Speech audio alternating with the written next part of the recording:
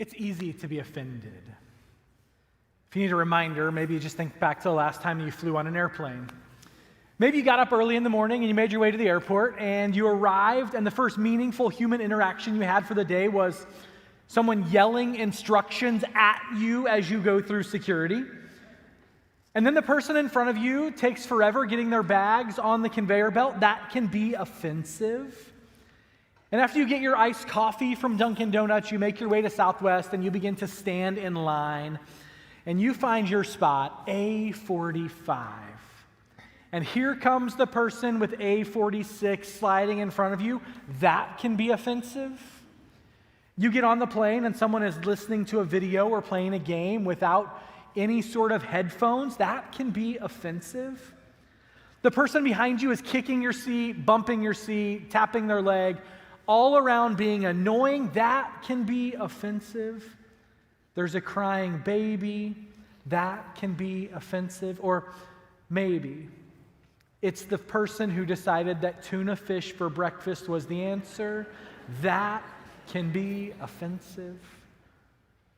We find all kinds of ways to be offended.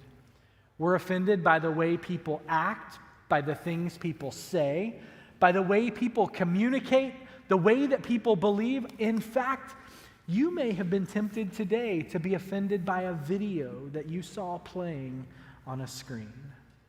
We are people who are offended that other people are offended. But offense is only available if we allow for it to be. When we choose not to take offense, we're probably living in the pathway that we were designed to live. And even more importantly, choosing not to be offended is the way that Jesus commands his followers to be. And that's exactly what we're talking about today. My name is Ryan. I'm one of the pastors at the Summit. And today we're starting a 3-week series that's about the future.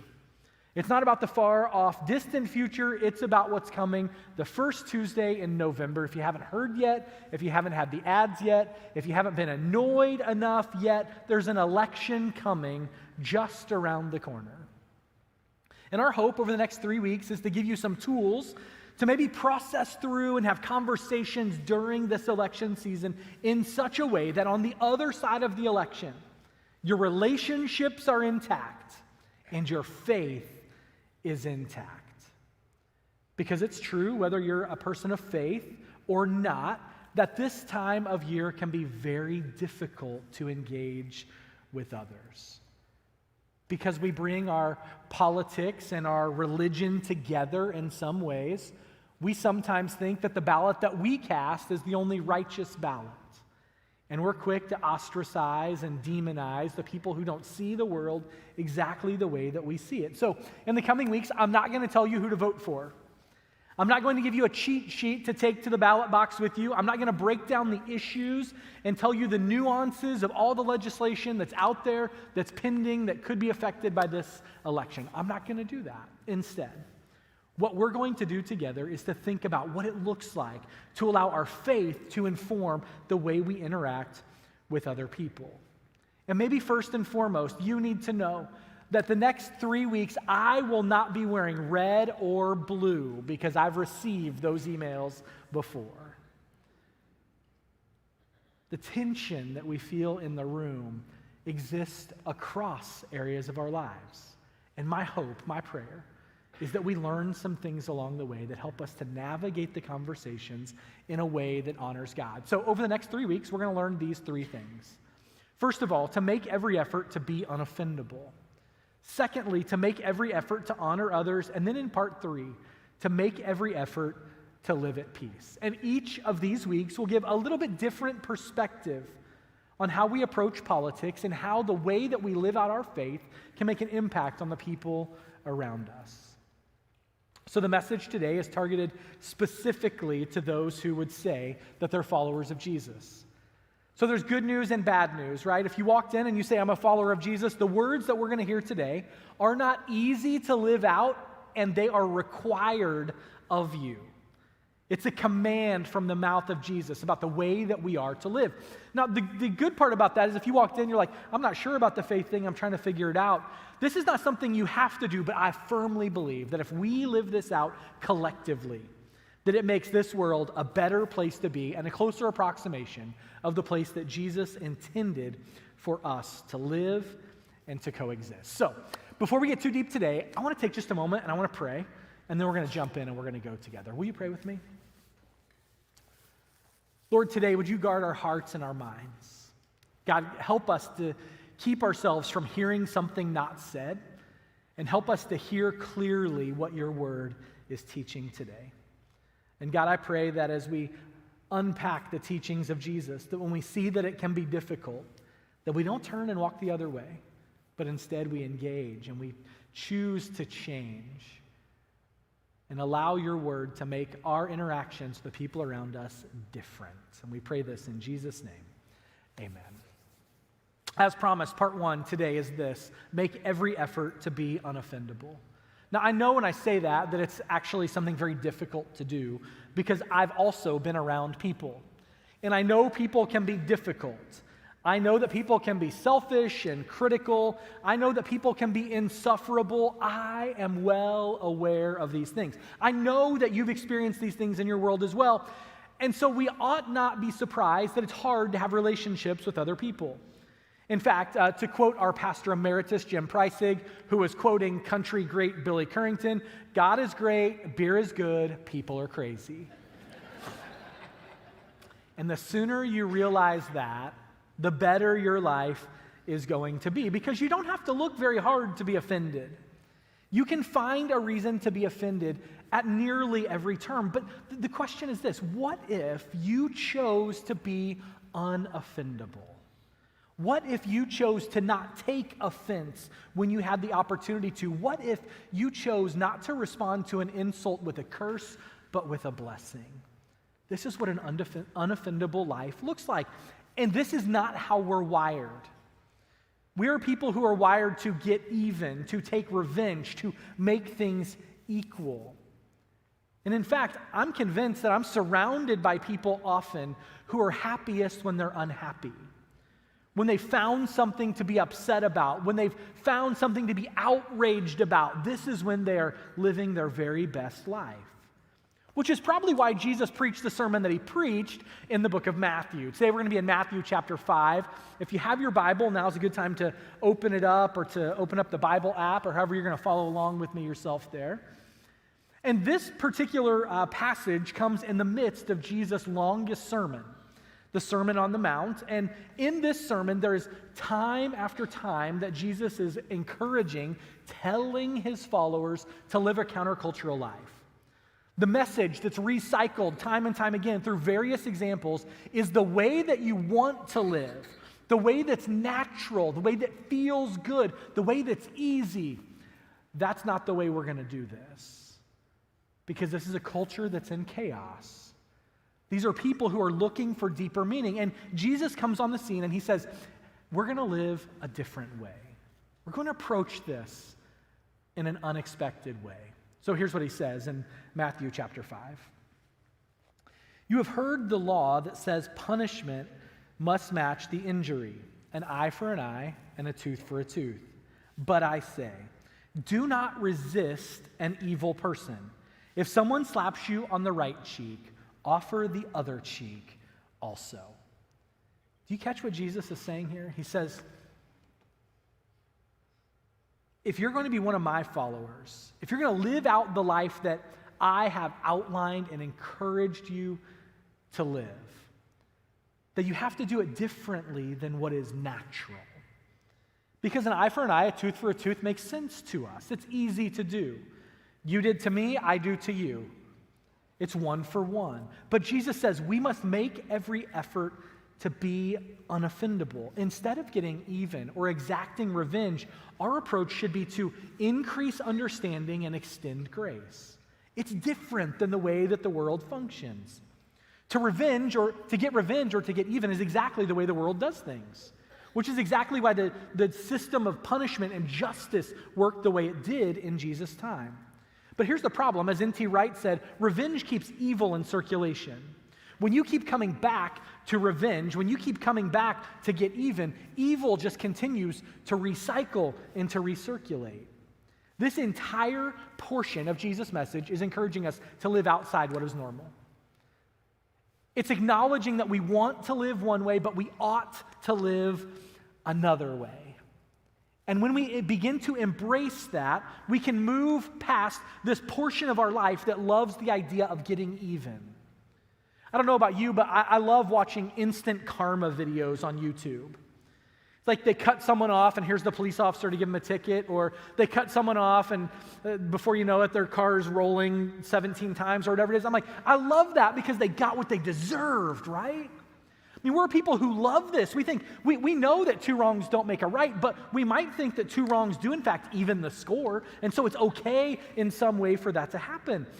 But are you ready for this? Jesus tells us not just to tolerate wrongdoing, because if that was the case, he would have told us to walk away after we had been struck. Instead, he says, stay there. Engage.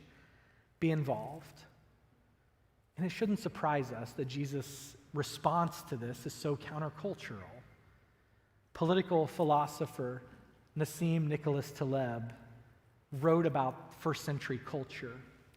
And he wrote about the way that people treated each other. And it was really a dog-eat-dog world.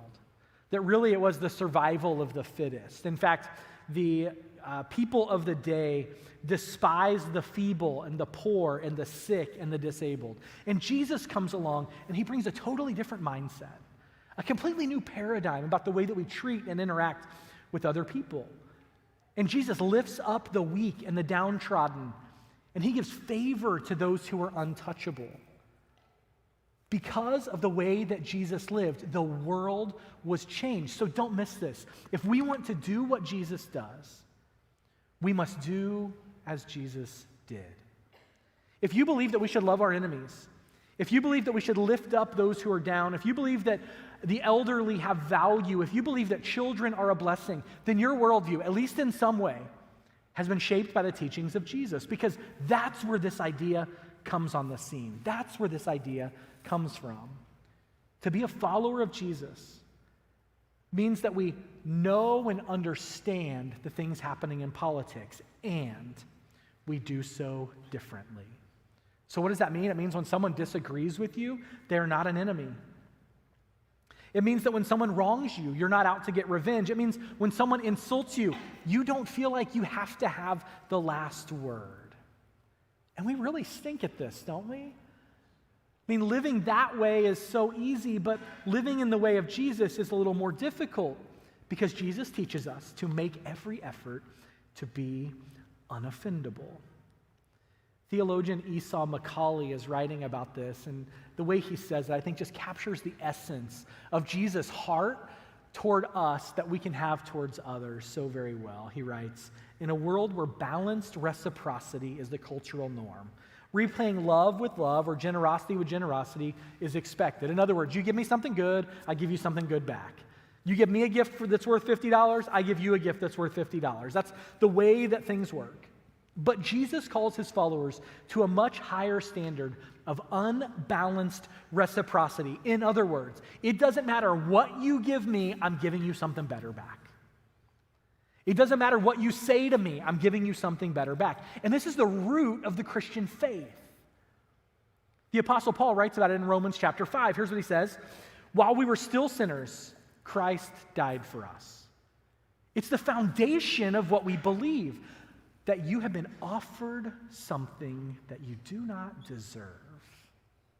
This is unbalanced reciprocity, working itself out in the way that we live. So the question quickly becomes, if Jesus' command is to tell us to stay there and be engaged and be unoffendable, how do I do that? What does it practically look like? And I think it's actually captured fairly well in this one phrase. Love people more than you love issues. Should you thoughtfully consider what you think about immigration and abortion and gun control? You should. But what I think about those issues, or what you think about those issues, should not define our relationship. because people matter more than policies. This is the way that Jesus lived, and this is why the early church thrived. When you love people more than you love issues, Jesus says, you offer the other cheek. You don't get offended and walk away. You stick around and engaged.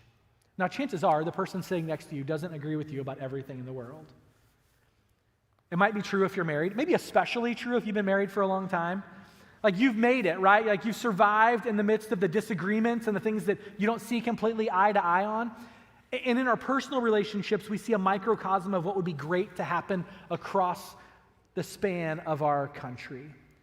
But instead of embracing this kind of diversity and how it makes us better and helps us grow, we live in a country, if you haven't noticed, that is a cancel culture, where if you say something to me that I don't like, I call it harmful, I give it an ism, and I no longer have to pay attention to anything that you say.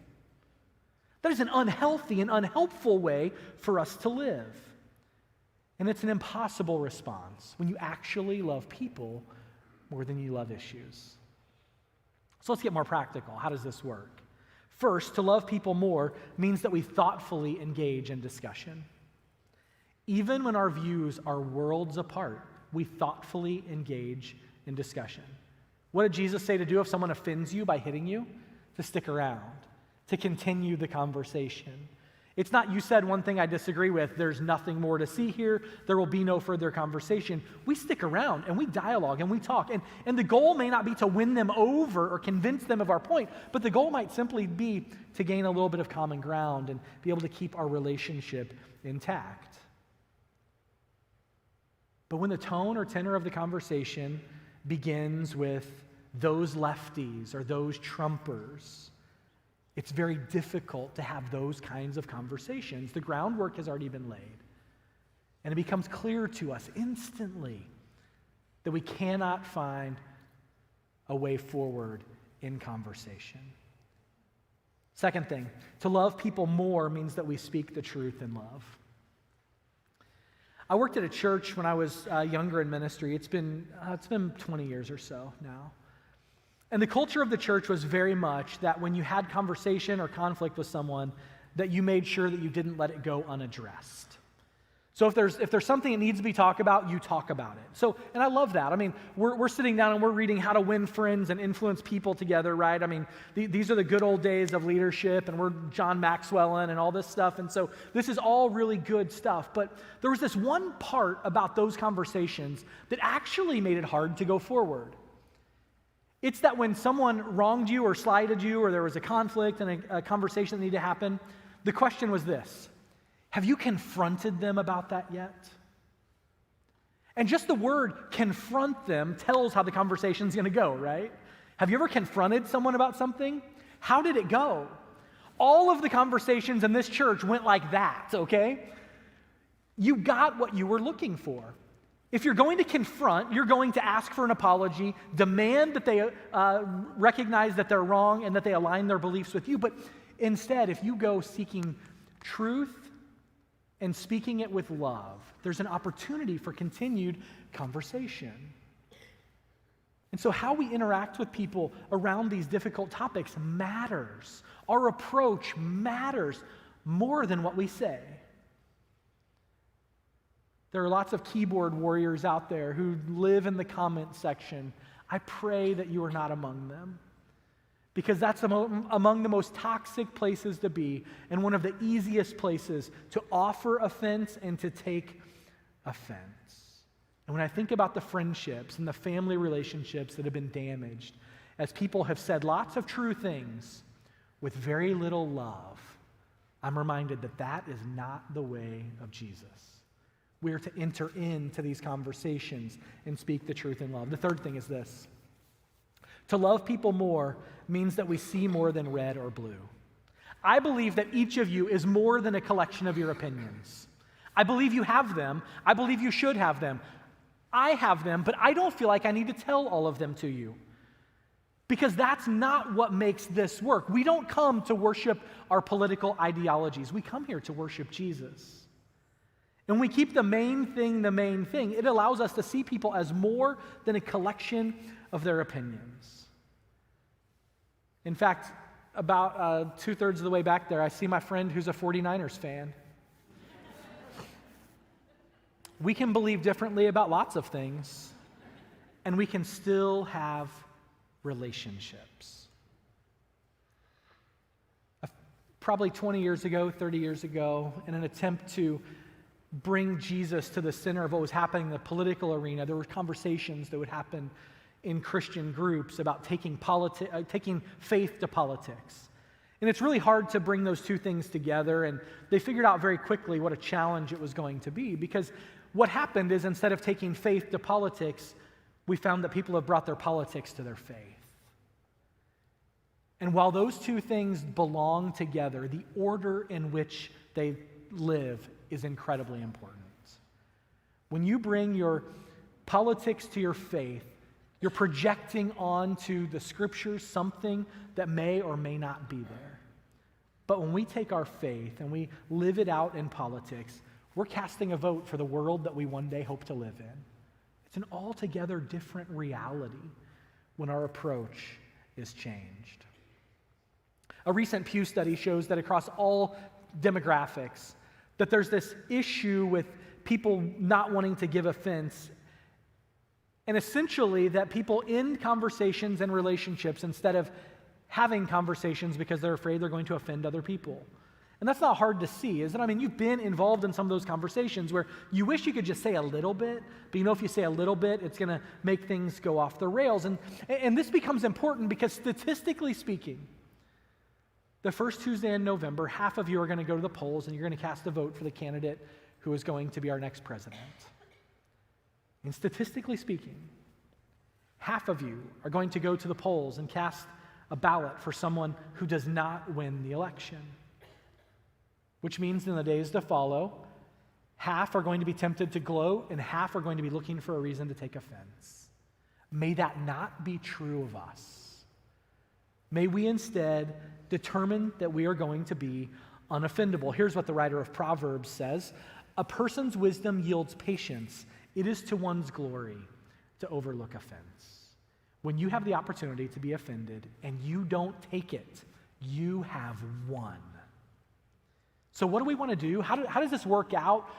How do we live this out in the coming weeks? Here it is. Make every effort to be unoffendable by loving people more than you love issues. In other words, do as Jesus does. In other words, offer the other cheek. When you resist the urge to respond in the comments section, you are turning the other cheek. When you refuse to buy into the stereotypes about people who vote differently than you, you are turning the other cheek. When you reject the notion that those who disagree with you are evil, you are turning the other cheek. We live in a divided country, but we shouldn't be surprised because when people come together, there's bound to be conflict. Whether it's about politics or on social media or hopping on an airplane, there are opportunities to take offense. In fact, the church at Rome was dealing with some of these similar issues with trying to figure out how to coexist together when Paul writes to them the book of Romans. And in the book of Romans, he writes in chapter 12, here's one of the keys to living together: don't copy the behavior and customs of this world, but let God transform you into a new person by changing the way you think.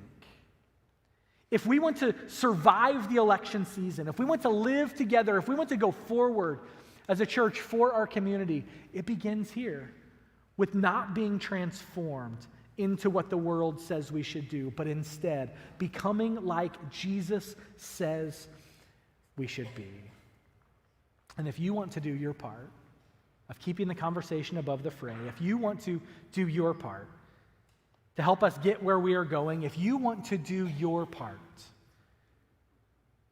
to help people have conversations that move us forward, it begins with a decision maybe today.